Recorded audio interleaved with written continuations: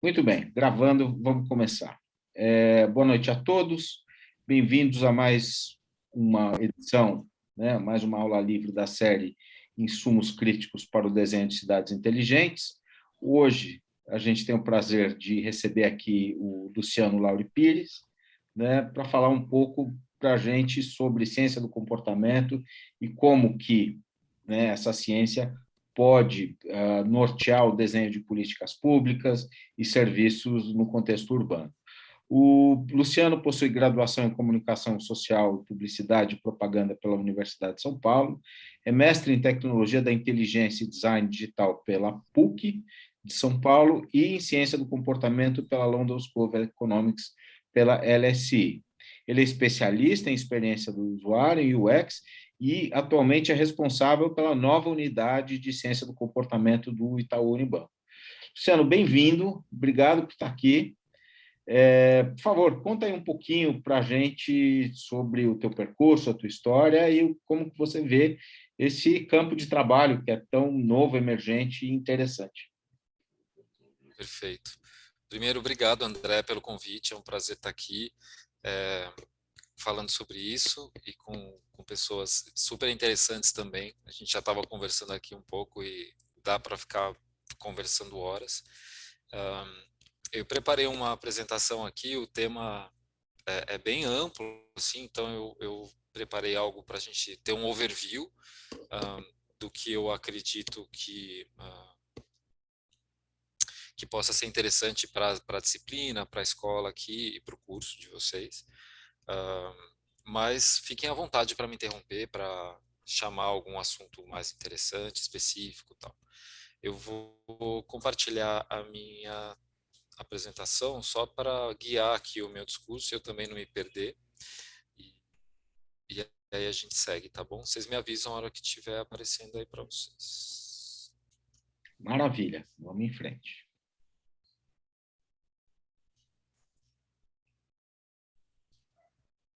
Está aparecendo, tudo jóia. Vamos lá. Eu fiz um paralelo aqui de como a ciência do comportamento tem uma semelhança e ela hoje tem impactado muitas áreas de design, não só design de ambientes físicos, mas principalmente do ambiente digital, que é onde eu atuo hoje, tá? Mas isso a gente vai entrar também no assunto de políticas públicas, que é tradicionalmente a área de maior atuação aí da ciência do comportamento. Primeiro, um pouco do meu histórico, o André já contou aqui. Acho que é um pouco interessante contar como a minha incursão pelo mundo científico do comportamento ele resultou na criação de uma nova área dentro do Itaú. Eu vou contar um pouco sobre essa oportunidade, mas eu venho do design. Eu comecei atuando como designer, como diretor de arte, e fui me aprofundando nessa atividade e aperfeiçoando ali o meu conhecimento sobre o comportamento humano através do design. Então eu tenho uma visão do comportamento que foi muito por causa do design centrado no humano, né? Que é uma disciplina bem tradicional ali dos cursos de design, mais recentemente do design thinking. E a minha última incursão foi esse mestrado na London School of Economics, que adicionou uma camada mais rigorosa com relação ao entendimento do comportamento, porque traz uma abordagem científica para isso. Então, eu vou contar um pouco de como isso impactou a minha carreira também. Tá? Eu gosto de tentar começar falando sobre o que é o comportamento no entendimento desses novos teóricos e principalmente da visão do design. Né? Então, eu gosto dessa frase da Amy Busher, autora de um livro chamado Engaged, que ela fala que, em geral, um comportamento é algo que as pessoas fazem e que é observável. Então, se você não tem certeza se algo é um comportamento ou não, a pergunta é: você consegue observar? Se você consegue observar, é um comportamento. Coisas como emoções, cognições não são observáveis. Você pode aferir, inferir, mas você não consegue observar. Então, tendo isso como pano de fundo, a gente aprende na academia que a lei de ouro ali do comportamento, da ciência do comportamento é que o contexto importa. Todas as nossas decisões são impactadas pelo ambiente onde elas são tomadas. E o próprio Daniel Kahneman fala que os efeitos do ambiente sobre o comportamento são muito mais fortes do que a maioria das pessoas espera. E, de fato, uma dos grandes outputs da ciência do comportamento nos últimos anos foi essa atitude, essa atividade de manipular o contexto, manipular o ambiente para estimular novos comportamentos, que é o que a gente pode chamar também de nudge. Você faz pequenas interferências aonde as pessoas estão tomando as decisões e você consegue direcionar o comportamento para um ou outro lado. Segundo um dos meus professores lá da London School, o Paul Dolan, para ele a ciência do comportamento é um mix ali de ciências, né? É a ciência do que nós fazemos e de que pode mudar isso. Em outras palavras, compreender o comportamento, predizê-lo e influenciá-lo. E isso junta, né? Pressupõe que a gente junte a psicologia, a neurociência e a economia.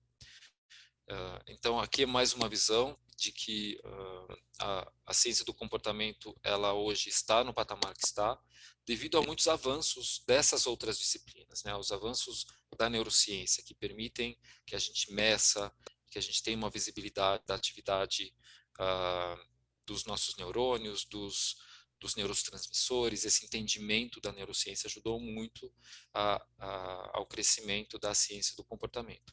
E também toda a parte da teoria da economia comportamental tem ajudado. Então, o meu mergulho na ciência do comportamento veio por causa do design e da busca pelo entendimento do comportamento humano perante as interfaces digitais.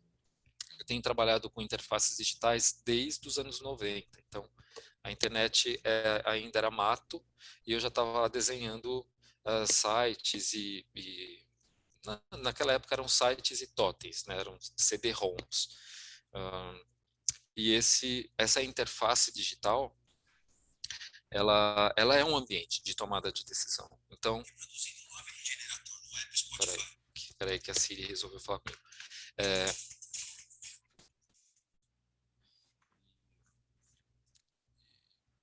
Enfim, então o meu trabalho de estudo do comportamento através da interface digital me levou a fazer esse curso de ciência do comportamento e do qual eu saí super satisfeito. Então eu vou contar para vocês o que eu fiz nesse curso. Vou contar um pouco do experimento que eu realizei pela London School para o Itaú, para poder explicar um pouco a gente vai ver uma aplicação da ciência do comportamento numa tomada de decisão. Tá? O estudo que eu resolvi fazer na London School foi um estudo que foi provocado pelo contexto da pandemia. Eu terminei o meu mestrado no final do ano passado. Aliás, eu recebi o diploma agora, recentemente, em março, mas eu entreguei esse experimento e a dissertação em novembro do ano passado. Foi um processo super rico para mim, foi super trabalhoso, eu diria, e também lidar com o rigor de uma instituição como a London School me fez aprender bastante sobre a importância e os cuidados que a gente tem que ter para realizar estudos de comportamento. Então, na época que eu estava decidindo qual era o tema do meu estudo, o que era muito evidente era a questão da pandemia e o quanto as pessoas tinham sido impactadas pelo medo de uma infecção de coronavírus, né? Na época, a gente teve algumas empresas que foram à frente ali, a gente não tinha como contar com o nosso governo, era aquele momento horroroso da pandemia, e algumas empresas foram à frente e resolveram fazer grandes doações para resolver os problemas das pessoas e tentar amenizar um pouco da dor das pessoas. Deixa eu só abrir outro documento aqui que tem toda... A velocidade está boa para vocês? Posso seguir assim? Está ótimo, está Ok, perfeito. tá bom. Ótimo.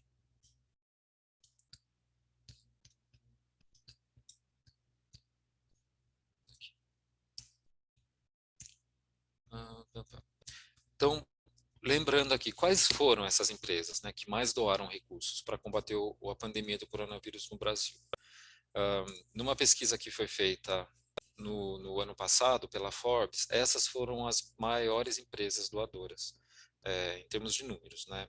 O Itaú foi a que teve a maior doação, eles criaram um programa chamado Todos pela Saúde, aí a Vale, a JBS, a Ambev, a Redior, Bradesco, Caoa, Senai, a Nestlé e a BRF. Então, a gente viu várias empresas indo a tentar resolver esse problema. E quais eram as razões? Por que essas empresas resolveram doar dinheiro para ações como essas? Então, aí eu fui pesquisar na literatura o que se sabia sobre isso, né? Quais eram o que principalmente a literatura a respeito de negócios. Fato é que existe uma grande linha de estudos sobre a filantropia corporativa e sobre o sucesso disso. O que isso acarreta para as empresas? E a gente pode ver que os fatores principais, ali, determinantes da filantropia hoje, tem muito a ver com o consumismo ético, que tem sido alavancado nas últimas décadas, e o clássico, que é a maximização do lucro, né? As pessoas, quando veem as marcas fazendo esse tipo de doação, de filantropia, a tendência é que elas tenham uma sensibilidade a preço reduzida. Então, puxa, que legal que o Bradesco, ou o Itaú, ou a Ambev fez uma mega doação. Então, eu vou me simpatizar com essa marca e talvez eu possa comprar produtos dela independente do preço, não vou ser tão sensível a isso. Outras evidências aqui falam de que essas empresas elas têm um desempenho melhor do que as empresas que não têm atividades filantrópicas. Existe um aumento da demanda, porque existe uma melhoria da imagem pública natural, e existem até evidências de uma melhoria da produtividade dos funcionários que trabalham nessas empresas que fazem as doações. Muito bem, peraí, deixa eu avançar aqui. Beleza. Então, eu me peguei nessa grande atitude do Itaú, de filantropia, e eu peguei aquele ponto da sensibilidade a preço. Falei, será que, de fato, uma ação como essa vai reduzir a sensibilidade a preço dos clientes do Itaú? Será que os clientes do Itaú vão estar dispostos a pagar mais por uma conta no banco, uma tarifa? Será que isso afeta? Então, eu montei um experimento usando uma intervenção chamada Priming. Priming é também uma intervenção bem clássica aí da ciência do comportamento, que pressupõe que você prepare o ambiente onde uma decisão ou onde uma decisão vai ser tomada, e esse ambiente ele vai dar dicas e vai estimular uma resposta subsequente que muitas vezes é, inclusive, inconsciente ou subconsciente. Então, um clássico aqui é, se eu mostro para um grupo de pessoas uma sequência de palavras e você tem que preencher a última, né? Você tem red, blue, orange and yellow. A quinta palavra, se você viu essas 4 antes, naturalmente você vai escrever green, porque você foi preparado para responder isso. Então, sua mente já está pronta para preencher isso. Mas poderia ser grape também. Se eu tivesse preparado um outro grupo com essas palavras aqui, plum, nectarine, pear e apple, naturalmente as pessoas vão colocar o grape aqui. Tem vários experimentos que fazem uso do priming. Tem alguns que provaram que quando você tem pessoas numa sala e você coloca um monte de dinheiro em cima da mesa, as pessoas tendem a ser mais individualistas no comportamento consequente, depois que elas estiveram presentes naquela situação onde tem muito dinheiro. Então, a minha intervenção foi baseada nisso. Como que eu posso preparar um grupo usando os dados ali sobre Todos pela Saúde e ver o que isso vai acarretar no final. Isso é errado. Então, esse aqui é o caso lá do dinheiro, né, que provoca um comportamento individualista, uma intervenção de Priming famosa. E uma das mais polêmicas, essa aqui, acho que foi uma das primeiras, foi feita por um pesquisador chamado Bark.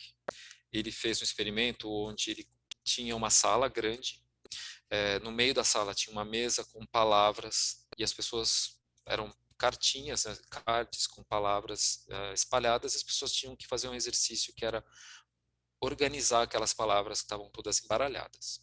Então, no grupo de as palavras eram totalmente aleatórias.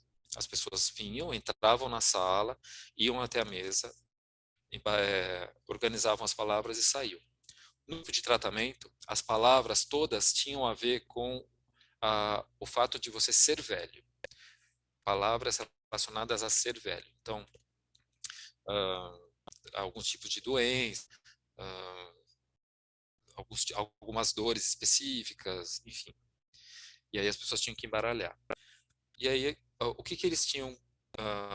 O participante não sabia o que estava acontecendo, o que estava sendo medido. Ele achava que ele estava sendo medido pela eficiência de organização ali das palavras. Mas o que estava sendo medido era a velocidade com que ele andava da mesa até a porta.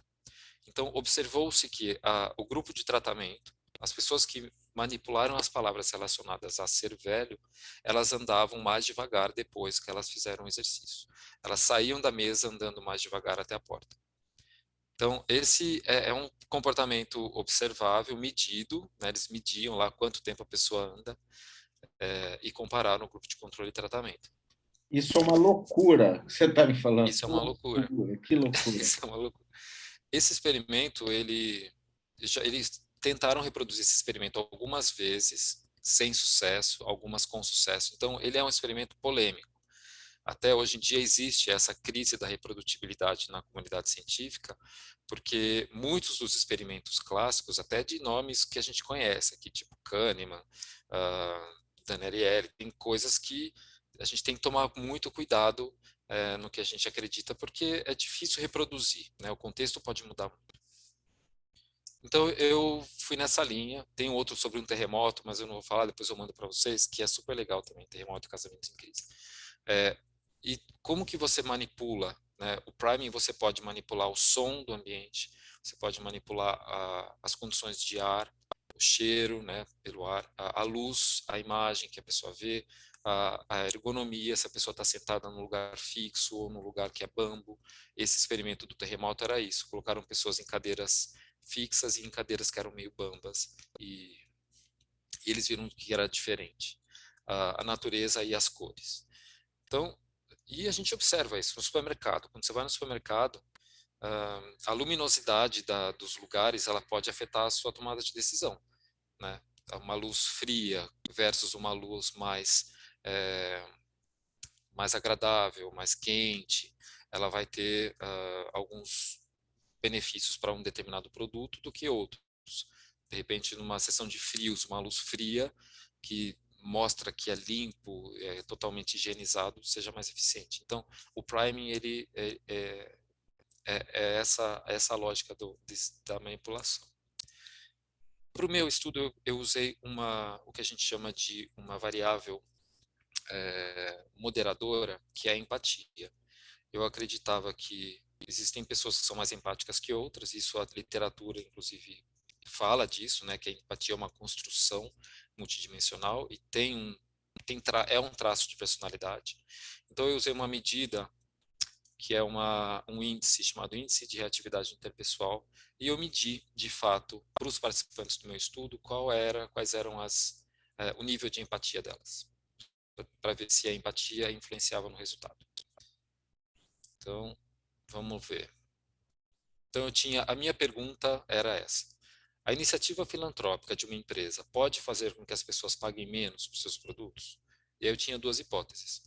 O prime da doação filantrópica terá um impacto positivo, significativo na variável dependente, né, disposição a pagar, e o efeito do tratamento será mais significativo para pessoas mais empáticas. Então, eu tinha essas duas hipóteses que eu quis testar. Esse foi o desenho do experimento. A gente começou... Eu fiz esse experimento numa plataforma chamada Gorilla. Eu tive 447 participantes. Eu fiz um cálculo de amostra para poder chegar numa amostra robusta e, de fato, observar um efeito semelhante aos outros estudos de priming. Então, eu consegui uma amostra bem robusta aqui. Então, todos os participantes entravam e viam uma introdução. Opa, aqui. uma introdução, onde eu explicava qual é o objetivo do estudo, aí depois tinha uma parte que era um perfil demográfico, idade, sexo, renda, nível educacional e tal. E aí todos respondiam aquele questionário, aquele índice de empatia para eu ter um valor para todo mundo. Eu queria saber quem era mais empático e quem era menos empático. Aí eu dividi isso em um grupo de controle e um grupo de tratamento. O grupo de controle não viu o Prime. O grupo de tratamento, todos eles viram um vídeo do Todos pela Saúde, que era um vídeo da doação. Um vídeo que estava sendo veiculado, inclusive, na mídia. Era uma prestação de contas. O Itaú doou 1 bilhão, a gente conseguiu reformar tantos hospitais, a gente comprou tantas máscaras, a gente fez isso, isso, isso. Era uma grande prestação de contas. E logo em seguida, eles viam, tem uma tarefa chamada Semantic Differential Scale. É uma outra escala que eu pedia para eles avaliarem aquilo que eles acabaram de ter visto. Então eles viram o vídeo e eu pedia, o que você achou dessa iniciativa? Ela é altruísta, egoísta, ela é boa, ela é má, ela é benéfica. Tinha assim alguns adjetivos com escalas só para a pessoa poder trazer ali um julgamento de valor sobre o que elas tinham acabado de ver. Depois disso, aí sim tinha uma tarefa que é a Willingness to Pay. Eu pedi para eles avaliarem 9 produtos do Itaú. Esse aqui era o vídeo que eles viram, né, de 1 minuto. E essa aqui do lado é a Semantic Differential Scale, que eles avaliavam o que você acha dessa iniciativa. Desnecessária, necessária, maléfica, benéfica. Depois, então, que eles viram o vídeo, né, o grupo de tratamento e o grupo controle, todos eles fizeram essa atividade aqui, que é uma atividade de willingness to pay. Quanto você quer pagar? Eu apresentei 9 produtos, 9 ofertas de produtos do Itaú, com os preços que estavam sendo divulgados na época, os preços reais do banco.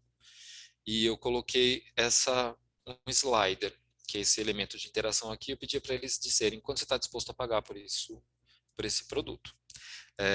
E eu colocava o preço default, era o preço que era praticado pelo banco mesmo. E aí eu queria ver se as pessoas estavam dispostas a pagar mais ou menos. Então todo mundo avaliou esses 9 produtos do Itaú. E aí, resultado, após várias análises, a gente chegou num resultado de efeito nulo. Ou seja, a intervenção de Prime, o vídeo Todos pela Saúde, não impactou em nada a sensibilidade a preço dos clientes ou não clientes. Nessa base eu tinha pessoas que eram clientes do Itaú e que não eram clientes do Itaú. Então, não teve um efeito significativo. Mas eu aprendi algumas coisas nesse estudo. Eu fiz algumas correlações e mesmo a gente não tendo resultado positivo, o objetivo, né, da dissertação era, inclusive, você realizar um experimento independente do resultado dele. Mas o que a gente pode observar aqui? Existem algumas correlações positivas.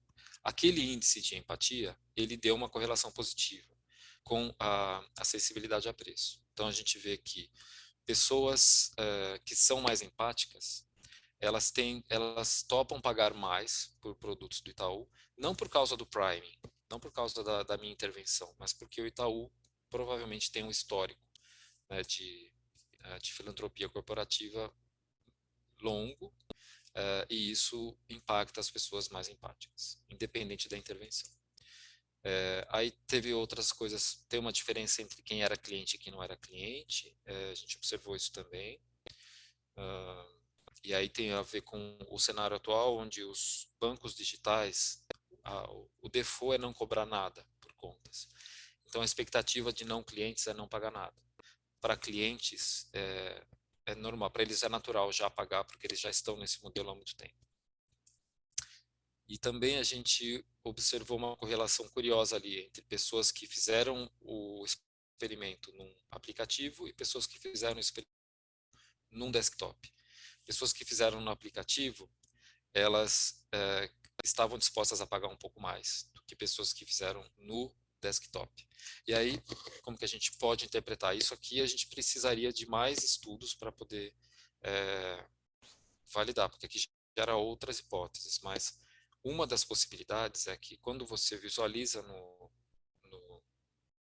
mobile, no smartphone, a legibilidade é menor, então você tende a interagir de uma maneira mais intuitiva, sem olhar com tanto detalhe o que você está fazendo ali. E quando você interage com o desktop, com a tela maior, com o monitor maior, você presta mais atenção e talvez você seja mais detalhista. Uma hipótese, a gente precisaria fazer outro experimento para ver isso. E tem uma outra interpretação aqui, que é o tipo de vídeo que a gente colocou na intervenção, que eu coloquei na intervenção, era um vídeo que não tinha imagens de pessoas. Era um vídeo que era uma prestação de contas, tinha números. Números e imagens como essas aqui, não sei quantos leitos, hospitais. Então ele era um vídeo que não trazia esses estados emocionais, ele não impactava a emoção do espectador. E isso é muito importante para que essa intervenção desse certo. Depois eu fui ver em outros estudos, principalmente desses pesquisadores aqui, o Clark, Robertson e Young. Então aqui está o resultado, as correlações positivas, as evidentes e as não.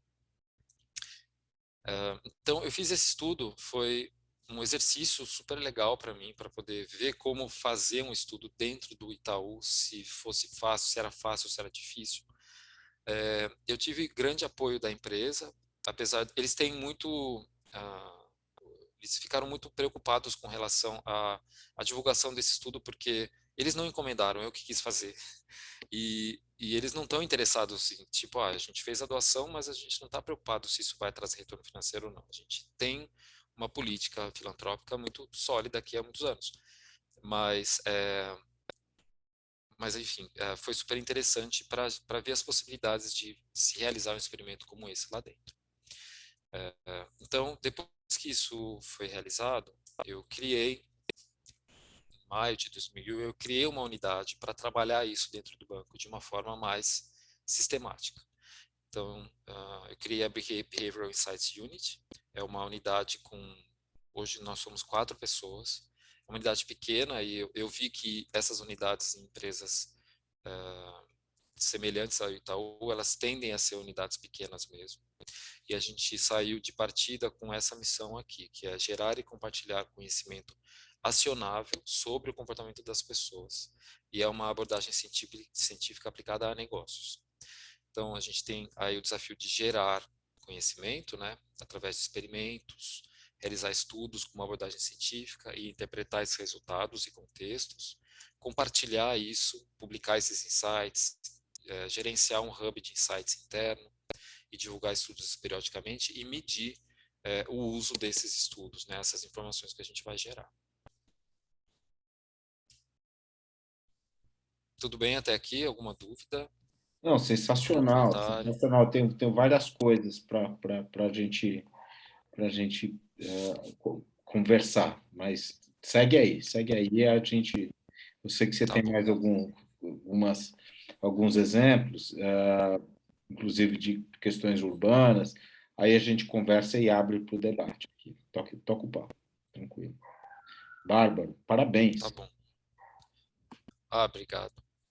Eu vou mostrar um framework, tem vários frameworks nessa linha, né, que tem a ver com esse desafio, né, de usar a ciência do comportamento dentro das empresas. Um dos que eu tenho usado bastante, assim, tenho experimentado com ele, é um framework do BJ Fogg. Ele criou um modelo de comportamento. O BJ Fogg, ele é fundador do Behavioral Design Lab da Universidade de Stanford. E ele tem alguns livros publicados, né, esse Mobile Persuasion, Persuasive Technology.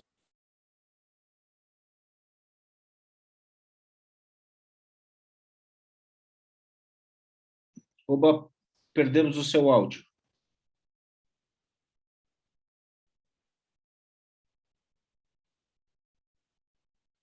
Perdemos. Voltou? Voltou, agora voltou. Desculpa, apertei um botão errado. Então ele é meio queridinho lá do Vale do Silício e eu gosto do modelo dele porque é um modelo bem simples para poder entender comportamento, as variáveis dele, como que a gente pode trabalhar isso em escala. Então o Fogg ele fala dessa equação aqui, que o comportamento acontece quando 3 coisas existem ao mesmo tempo. Existe uma motivação, uma habilidade e um gatilho. Então ele reduz o comportamento a essas 3 variáveis. E colocando no eixo, a gente vê, de fato, alguma aplicabilidade disso, né? Ele fala, vamos falar de habilidade primeiro. A habilidade é talvez o eixo, a variável mais manipulável aqui desse modelo, principalmente através do design. Eu consigo trazer coisas que são difíceis de fazer para um outro cenário onde essas coisas são mais fáceis de fazer, através de usabilidade, através de arquitetura de escolha, então, através da mudança dos ambientes, das interfaces. Então, esse é um eixo, né, uma variável do comportamento que está muito na mão dos designers, eu acho, e dos arquitetos. O segundo eixo, né, a segunda variável, é a motivação. Aqui ela é um pouco mais complexa, mais difícil da gente mudar, mas ainda assim ela é possível. A gente tem vários experimentos aí que usam de incentivos, por exemplo, para aumentar a motivação das pessoas, ou de punições também, para aumentar a motivação das pessoas para não fazer algo. Então tem vários métodos que os psicólogos, né, que a gente pode usar, lançar a mão para poder fazer experimentos de motivação. E ele fala dos gatilhos, e segundo a teoria dele, os gatilhos não é qualquer gatilho que funciona, que vai fazer com que o comportamento aconteça. O gatilho ele só funciona quando existe motivação suficiente e habilidade suficiente. Então eles funcionam aqui. Se você tem baixa motivação e é algo muito difícil de fazer, independe o gatilho. Você pode colocar qualquer gatilho no ambiente, qualquer pista do comportamento que ele não vai acontecer.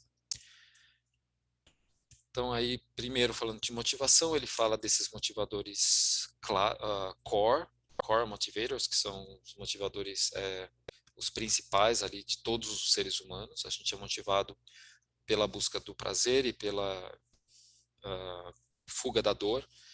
A gente é motivado pela esperança e a gente foge do medo, e rejeição social e aceitação social. Então, sensação, antecipação e pertencimento são os motivadores principais ali e universais. Todos os humanos têm esses motivadores. Então, é uma boa forma da gente trabalhar ali no modelo. E uma das coisas mais legais da teoria dele é pensar nas ondas de motivação que todo mundo tem. A gente não está igualmente motivado o tempo todo. Tem dias que a gente acorda, hoje eu vou correr 4 quilômetros às 6 da manhã, porque às 9 eu tenho uma reunião, eu já tenho que estar nos trinks. Tem dias que você fala, não vou sair dessa cama, né? E é natural. E a gente tem que pensar que todo mundo tem essas ondas de motivação, né? E pensando nessas ondas, quando você está num pico de motivação, essa é uma oportunidade de você, se você está, né, trabalhando ali um ambiente, uma experiência, um design de experiência, são oportunidades temporárias do seu usuário fazer ações difíceis. E quando ele está né, nos vales ali de motivação, são períodos onde ele não consegue realizar ações difíceis, mas ele ainda pode fazer alguma coisa simples.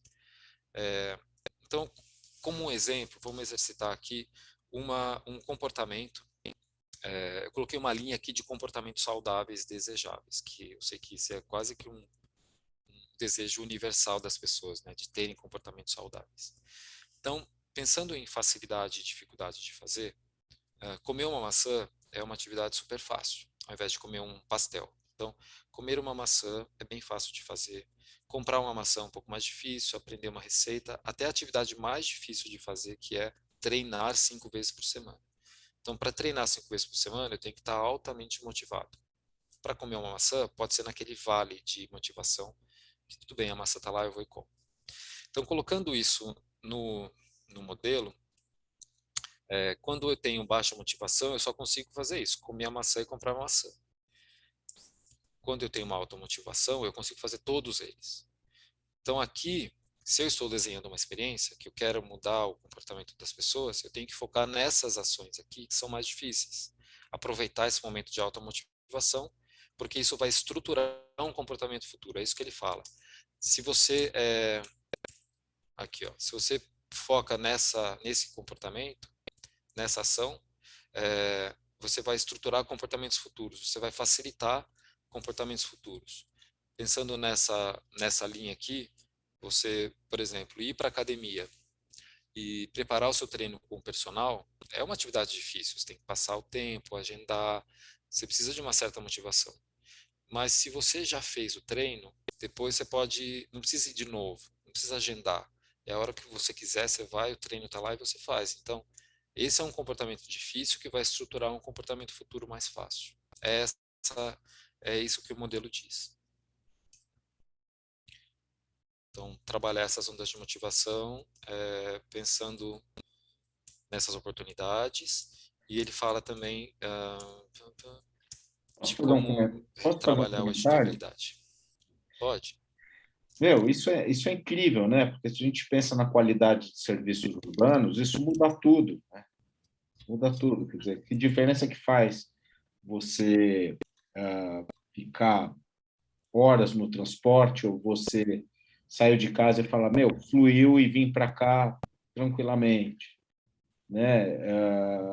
E assim sucessivamente, né? Você sai na rua e você tem um ambiente que torna as coisas mais fáceis de fazer, isso mantém a tua motivação mais alta, né? A tua produtividade. Ou seja, uma queda, né? Uma queda da qualidade ambiental, né? Pensando no Prime, né? Que um fator influencia o seguinte, né? Uma queda de qualidade ambiental, né? Ele tem como decorrência diminuição de motivação. A gente sente isso, mas nunca parou para pensar, né? E é incrível como a gente pode começar a pensar em estratégias para que você possa, enfim, construir isso de uma maneira inteligente dentro da cidade. Sim. Genial, puta, incrível.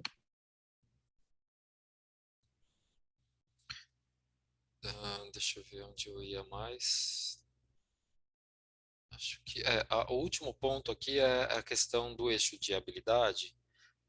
Então, ele fala que tem duas formas, né, de você aumentar, mudar ali o comportamento no eixo. Você pode treinar as pessoas para que elas, uma tarefa que era difícil fique mais fácil, e você pode facilitar o comportamento-alvo através do design, que é o clássico aqui, de usabilidade e design de ambientes. Então, esse é um modelo que eu tenho usado, que a gente está pilotando, inclusive, lá no Itaú, na Behavior Insights Unit.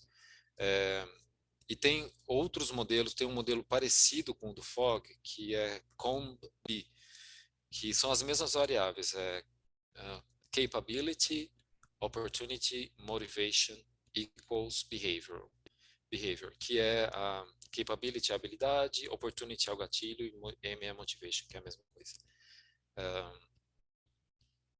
E tem uma outra inspiração para a gente, é todo o trabalho que é feito pelo Behavioral Insights Team,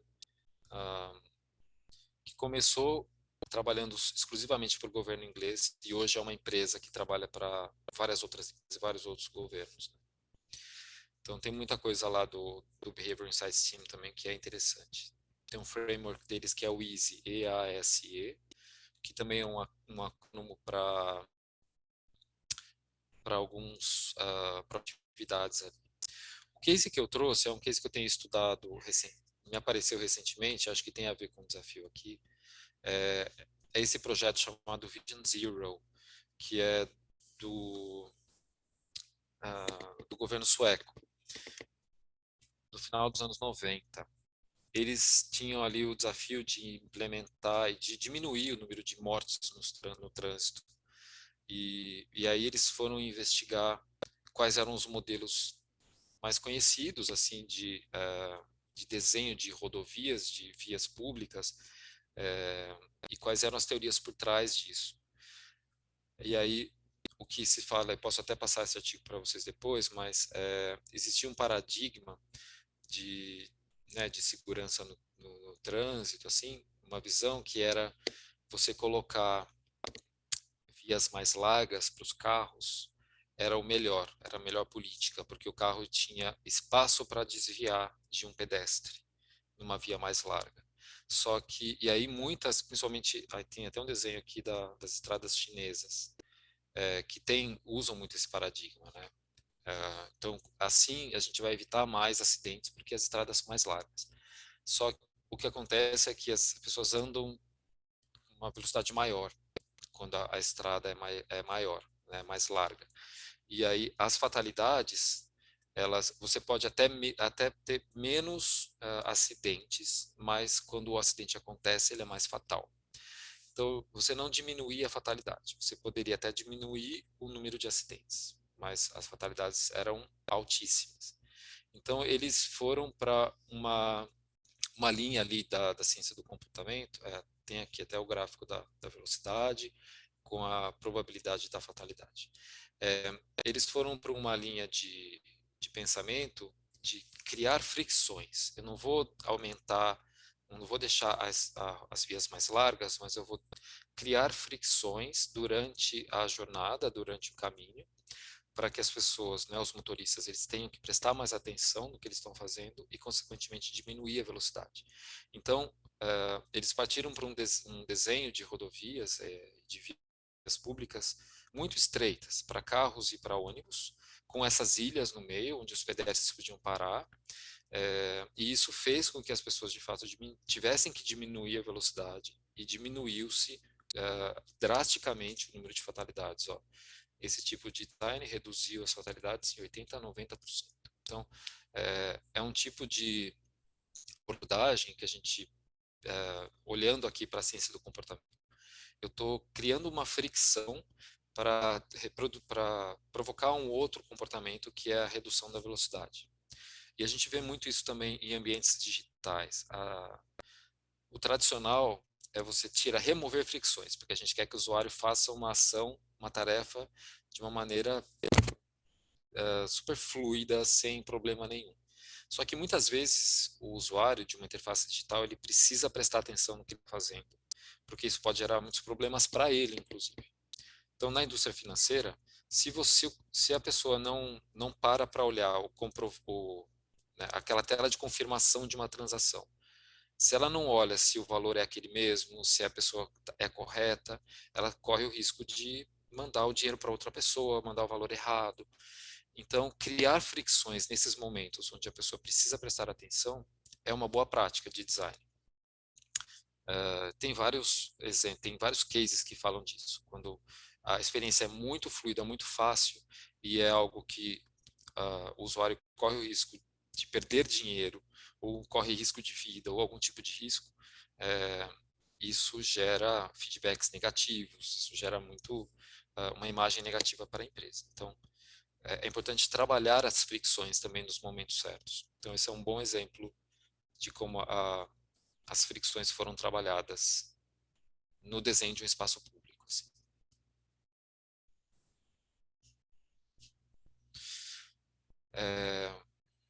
O que eu tinha preparado para discutir era isso. Assim, espero que a gente possa, que tenha sido útil, que a gente possa conversar mais. Não, genial. Eu acho que super útil. Eu acho que você traz.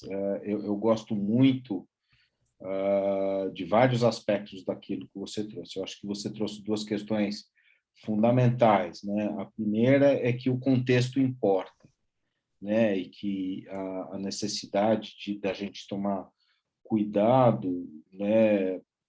Com o contexto para serviços e para o desenho, né? Das cidades, isso vai, de fato, gerar uma mudança no comportamento, bem-estar. Isso tem, enfim,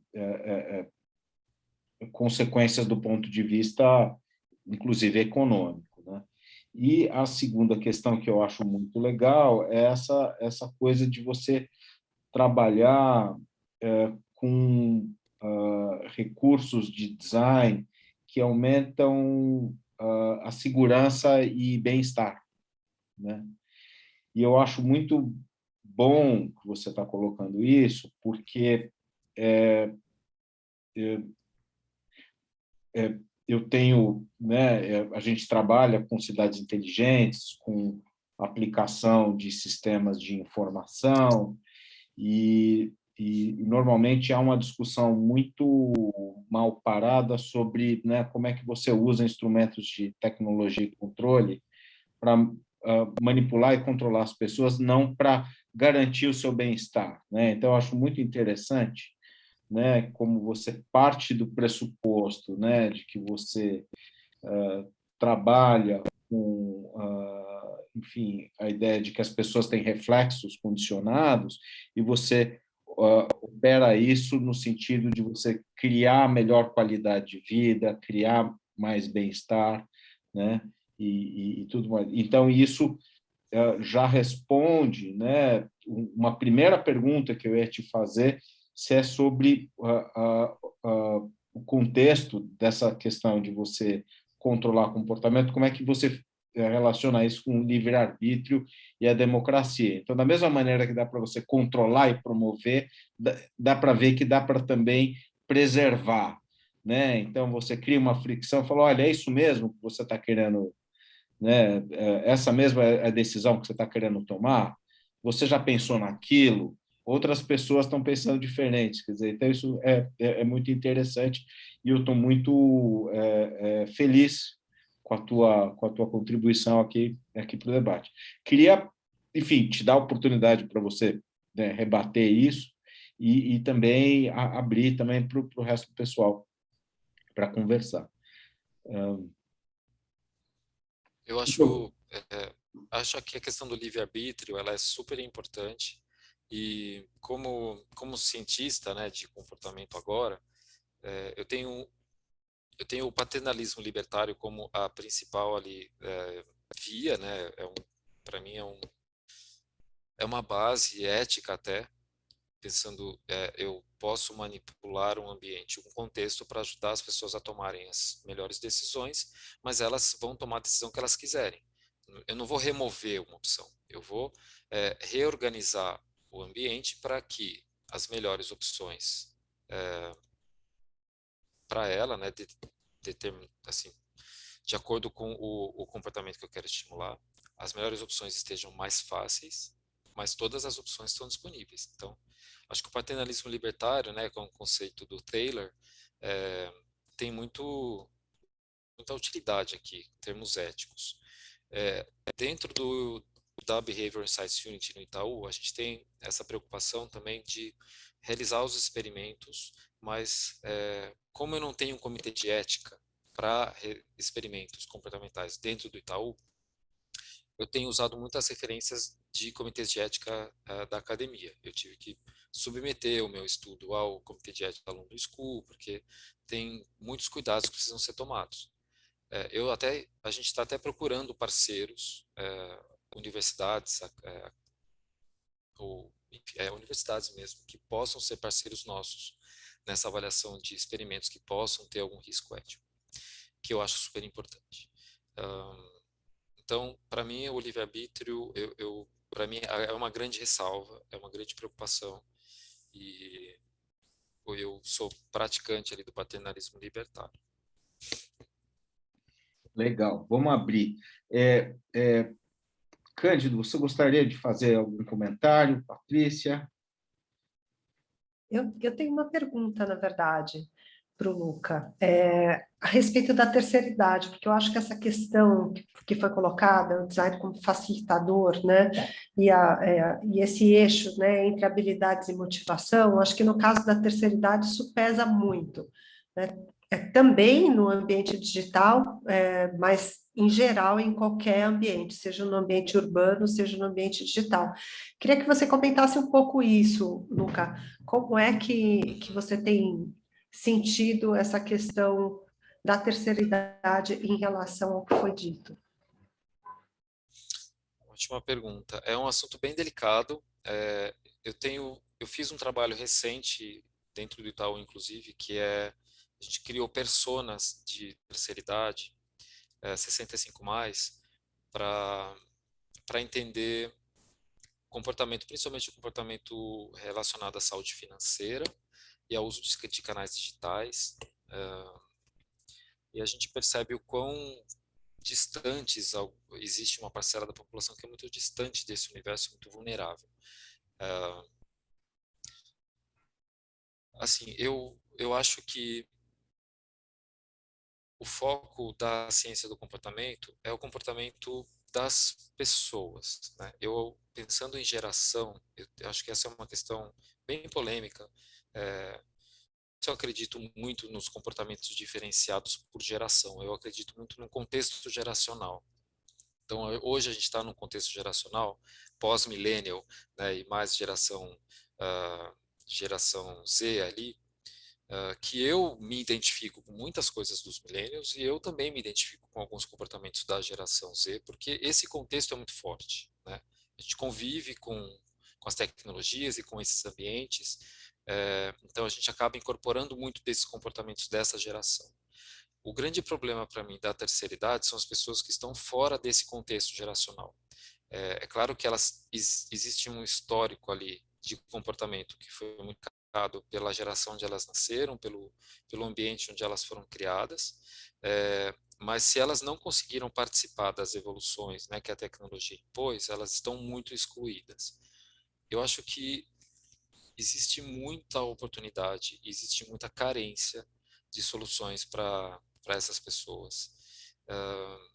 Eu espero que isso mude, porque a gente está num crescente de envelhecimento, né, em termos de números, assim, é impressionante quanto a gente daqui a alguns anos vai ter um número maior de pessoas mais velhas do que de pessoas mais jovens. Então, eu gostaria, eu acredito que isso vai melhorar com o tempo, sabe?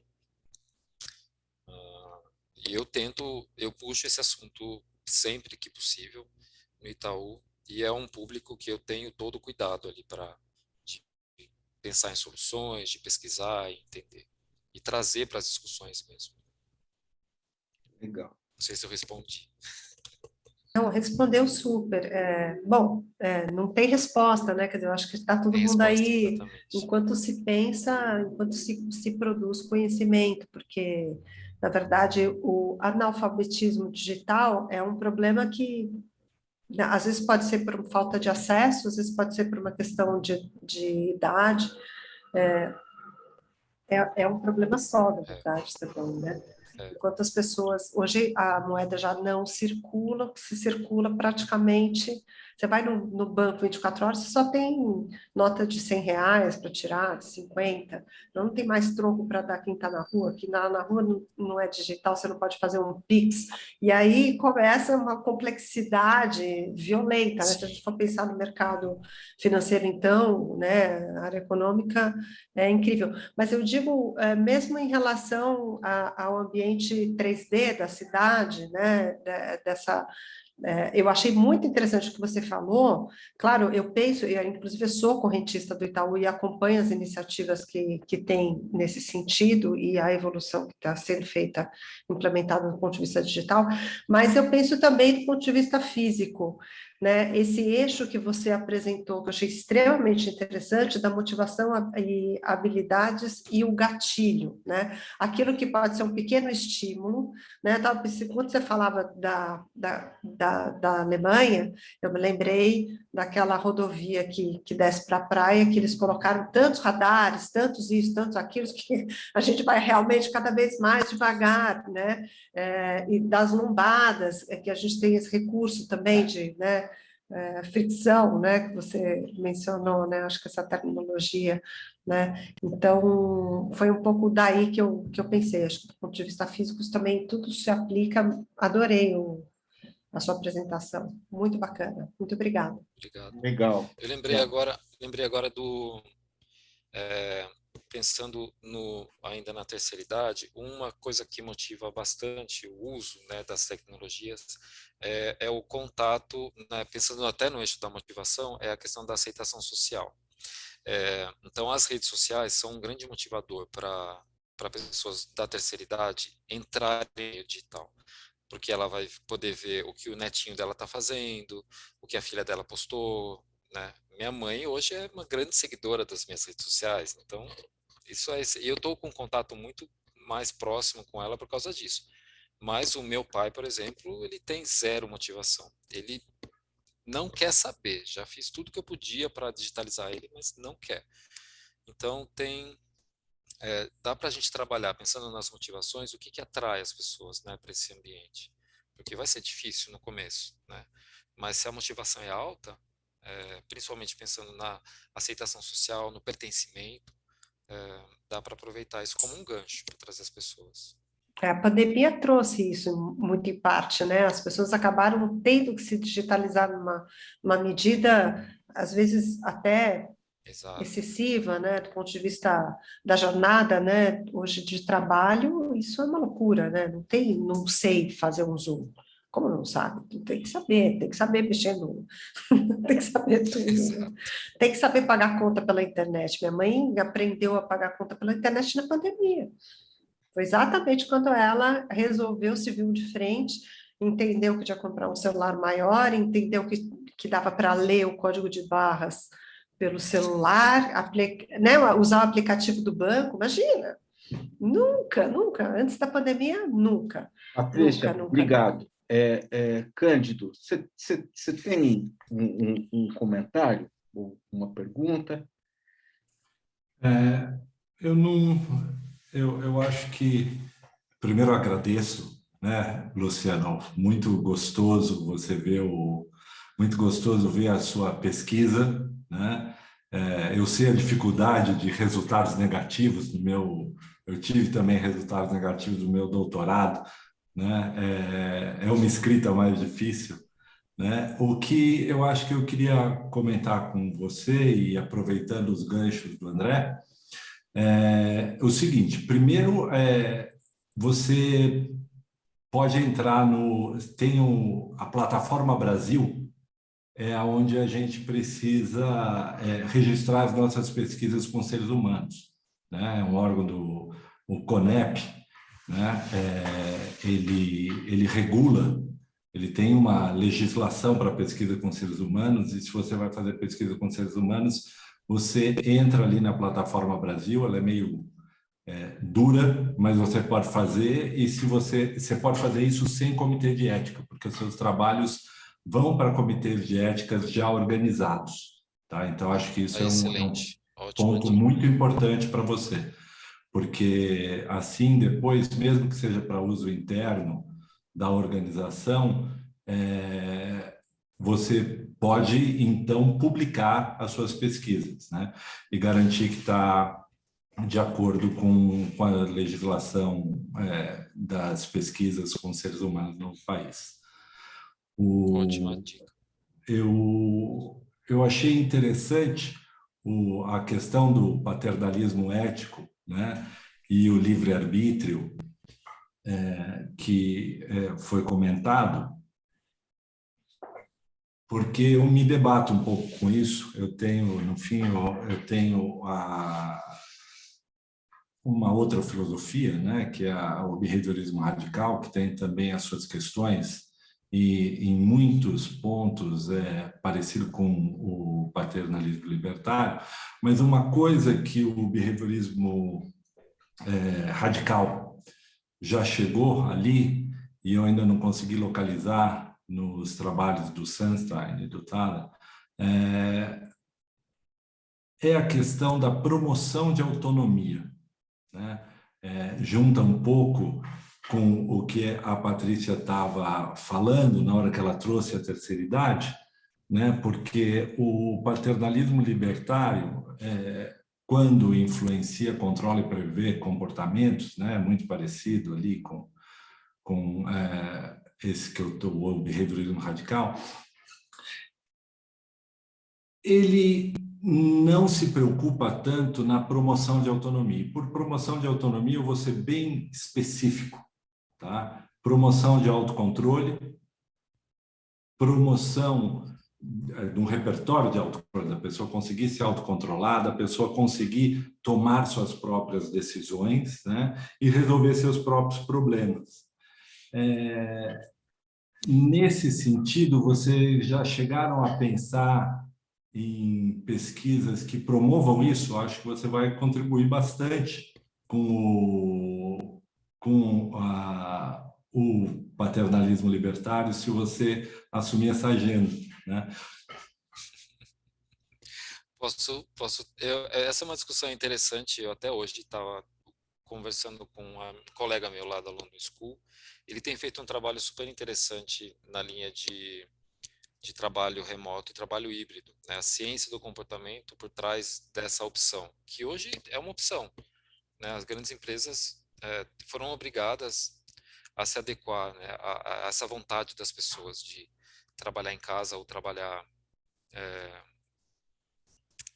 fixo no escritório. E aí ele estava... eu até questionei essa questão dele.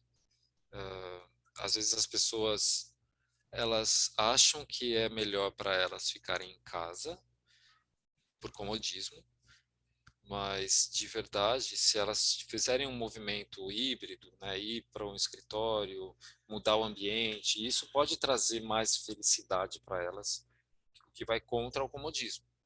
Então, eu fiz uma relação aqui na minha cabeça, a questão de promover a autonomia, mas eu pensei assim, promover uma ação que às vezes vai contra o conforto, mas que vai ter um resultado positivo no bem-estar, sabe?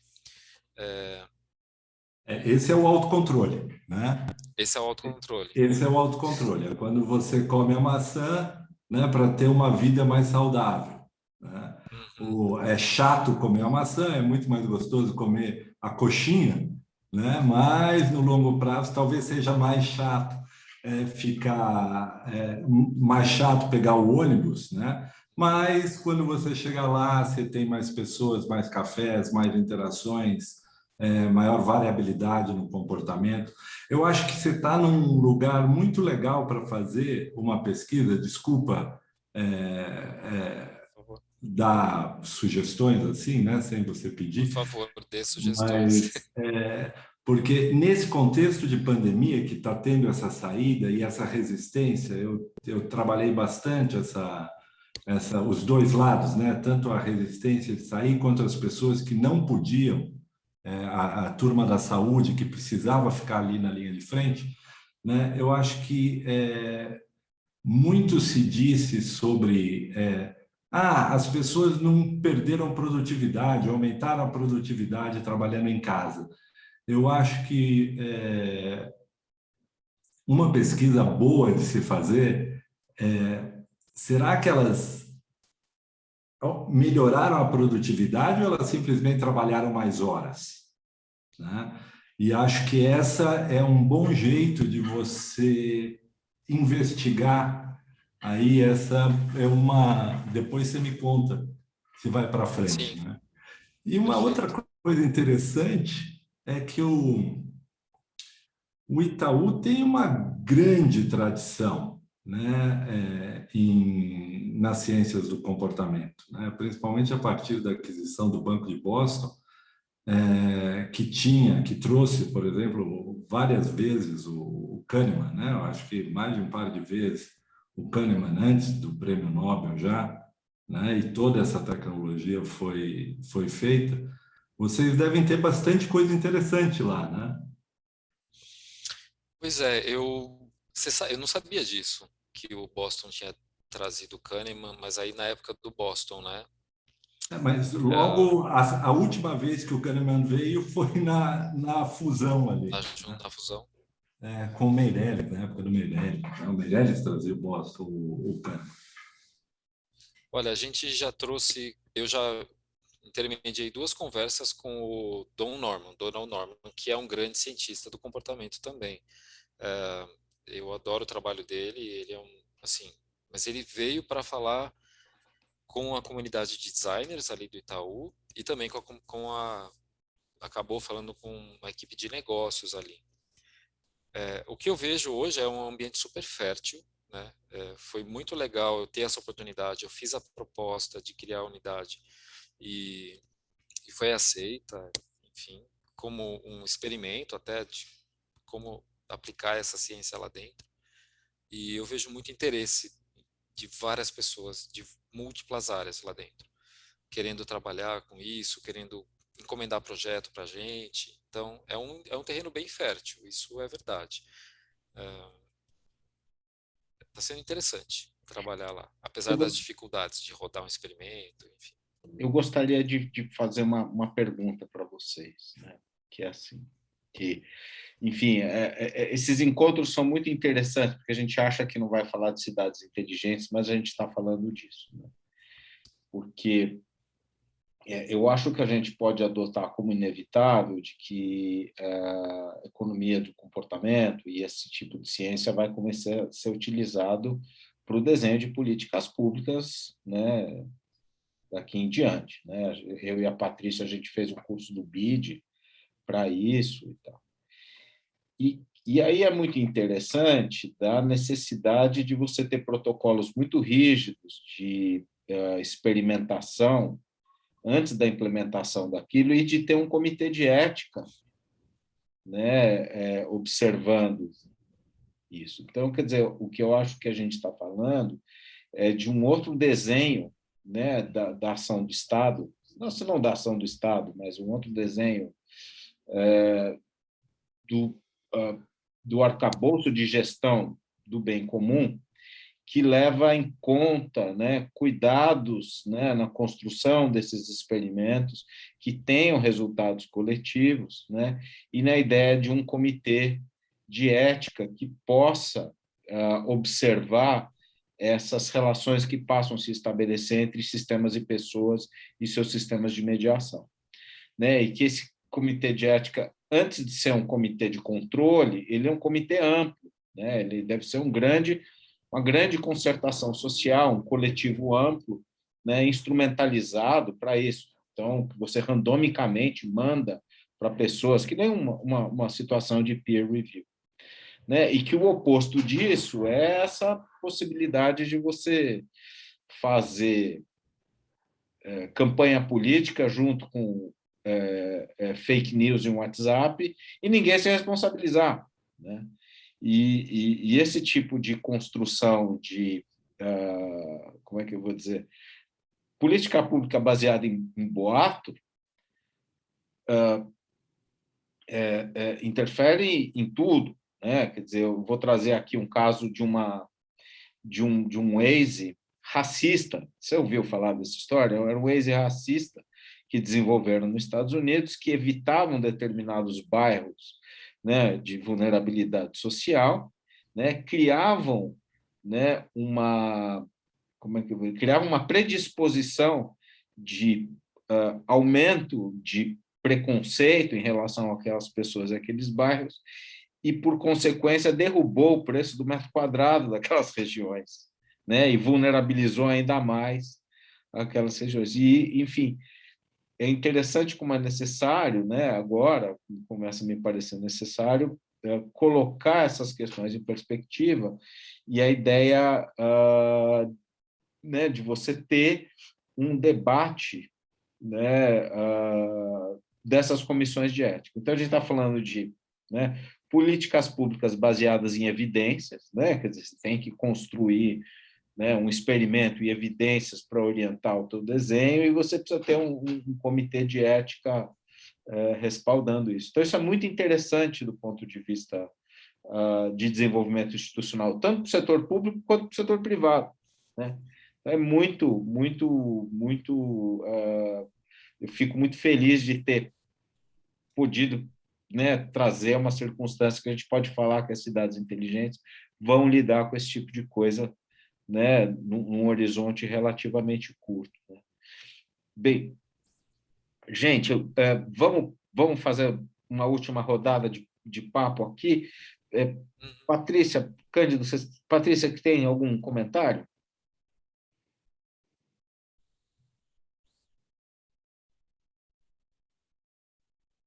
Não, só agradecer, adorei o encontro, adorei o conteúdo, super interessante o trabalho, vou pesquisar um pouco mais, fiquei com a pulga atrás da orelha aí, Luciano, fazer outros cursos aí de economia do comportamento do BID, foi muito legal mesmo, foi muito legal, totalmente aplicado mesmo, na área pública, mas a sua mais privada, né, a gente está em 2 anos aí, tem a questão da geracional que foi levantada, mas acho que tem muito a aprender, muito a fazer, muito a pesquisar. Parabéns pelo trabalho, amei.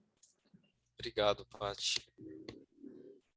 Cândido, você tem alguma pergunta para a gente, antes de passar a palavra para o Luciano? Não, eu queria agradecer de novo a sua generosidade em promover esses encontros, André, e a sua habilidade em conduzir, é uma delícia encontrar. E eu acho que eu vou falar pela economia do comportamento, como você fala, que é o seguinte, ela é uma caixa de ferramentas. O problema, vocês precisam trazer. Vocês trazem o problema e a gente ajuda a resolver. Eu acho que as ciências do comportamento como um todo, eu acho que elas são isso, a ciência como um todo, né? Acho que desde lá do Hume, né, a gente vê que a ciência não pode ditar o que vai ser feito, né?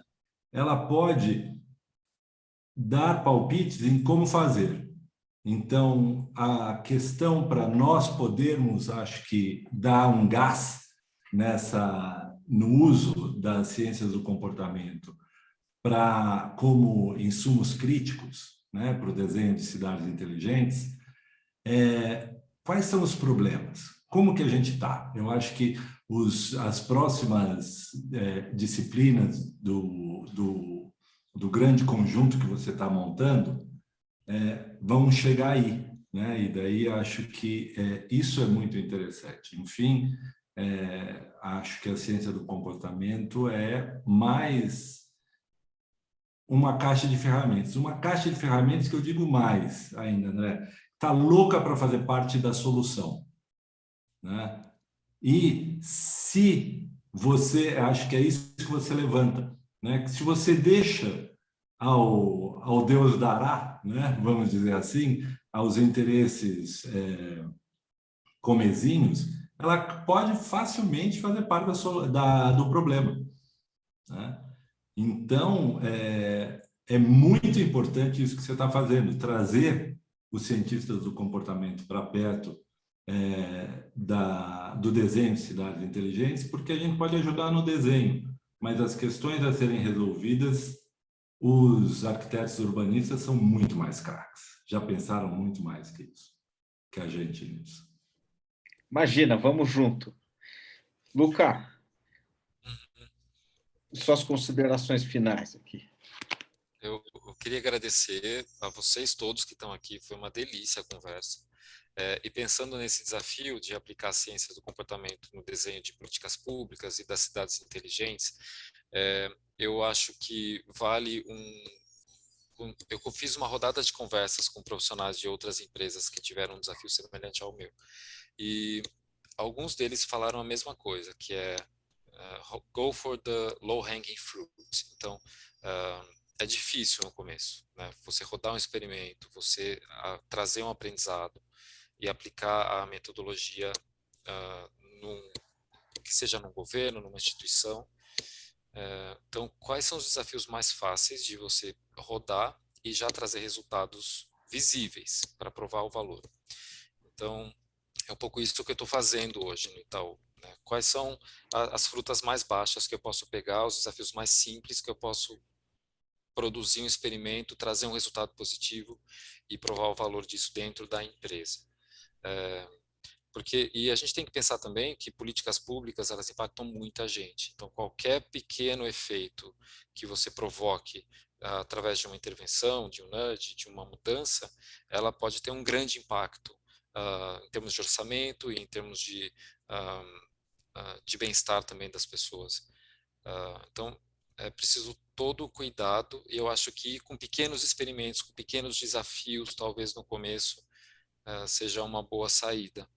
Porque eu imagino a quantidade de dados que deve ter disponíveis ou não disponíveis que vocês têm que caçar para poder criar um ambiente, uma política pública ou uma cidade inteligente. E eu imagino o desafio que é. Então, o que é o mais fácil para poder fazer logo e já poder começar a trabalhar? Maravilha, maravilha. Desde já eu já venho te convidar para, né, junto com o Cândido, né, pensar esse desafio. O Cândido tem sido um grande parceiro. A ideia justamente é a gente, ainda de maneira muito inicial, mas eu acho que contundente, mostrar a centralidade desses aspectos críticos que a gente está levantando e que vão fazer, enfim, parte do cotidiano do desenho da cidade e das políticas públicas num período muito curto, né?